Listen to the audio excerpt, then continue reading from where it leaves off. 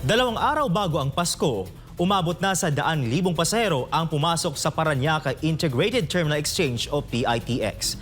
Ayon sa pamunuan ng terminal, ngayong Disyembre 23 ang itinuturing na pinakaabalang biyahe bago magsimula ang Christmas holiday. Si Cherry Light magbabalita. Ganito ang sitwasyon sa PITX. Mahabang pila sa ticketing booths at siksikan ng mga pasahero sa iba't ibang bahagi ng terminal. Marami sa mga walk-in passengers ang umaasang makakasakay pauwi ng probinsya kahit may ilang rutang fully booked na. Gayunpaman, mas naging magaan ang biyahe para sa mga pasaherong maagang nakapag-book ng ticket. Gaya ni na Edwin, Nenita, Kevin at Yamasita na bagamat ramdamang siksikan, hindi na nahirapan sa kanilang biyahe. Ayos lang po.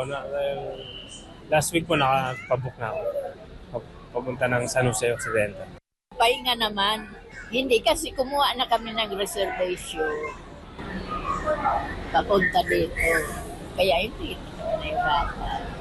Hindi naman po. May online po sila bilihan. Isang linggo lang bakasyon ko, ma'am. Pero yung pagbili nyo ng ticket ngayong umaga, hindi po ba kayo nahirapan po? Pila, ma'am. Mataas ang pila. Batay sa datos ng PITX, pinakamataas ang passenger volume mula Disyembre 19 hanggang Disyembre 22 kasabay ng pag-uwi ng mga biyahero para sa Kapaskuhan. Sa loob lamang ng 4 na araw, umabot sa halos 800,000 pasahero ang pumasok sa terminal. Ayon kay Colleen Calbasa, Senior Corporate Affairs Officer ng PITX, inaasahang aabot sa humigit kumulang 200,000 pasahero ang dadagsa ngayong Martes, Disyembre 23 na itinuturing na peak day ng biyahe bago ang Pasko upang matugunan ang demand. Nagdagdag ang PITX ng mga bus, nag-issue ng special permits at nagpatupad ng mas mahigpit na seguridad lalo na para sa mga walk-in passengers. Hindi po fully book. Ang sinasabi natin fully book ay kunyari po may certain trip po tayo per hour na nagpo-fully book na. So marami pa rin naman po tayong trips dahil nag-prepare naman po tayo ng mga extra trip or di kaya additional supply para po matugunan natin yung demand lalo na going to the Bicol region.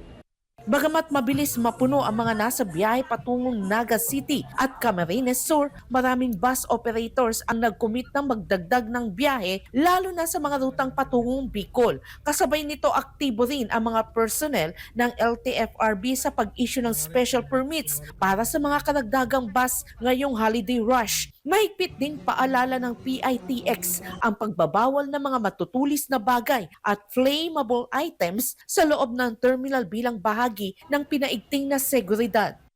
Para sa mga pasahero po na habol na babiyahe, baon po tayo ng konting pasensya lalo na po kung walk-in tayo na wala po tayong hawak na tickets.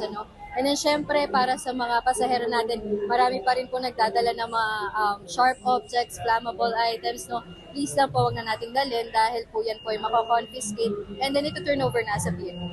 Hinihikayat ng PITX ang mga pasahero na bisitahin ang kanilang official Facebook page para sa updated schedule at operational status ng mga long haul at provincial routes ngayong Pasko at Bagong Taon upang mas maayos na maplano ang kanilang biyahe. Para sa Diyos at sa Pilipinas kung mahal, Cherry Light, SMNA News.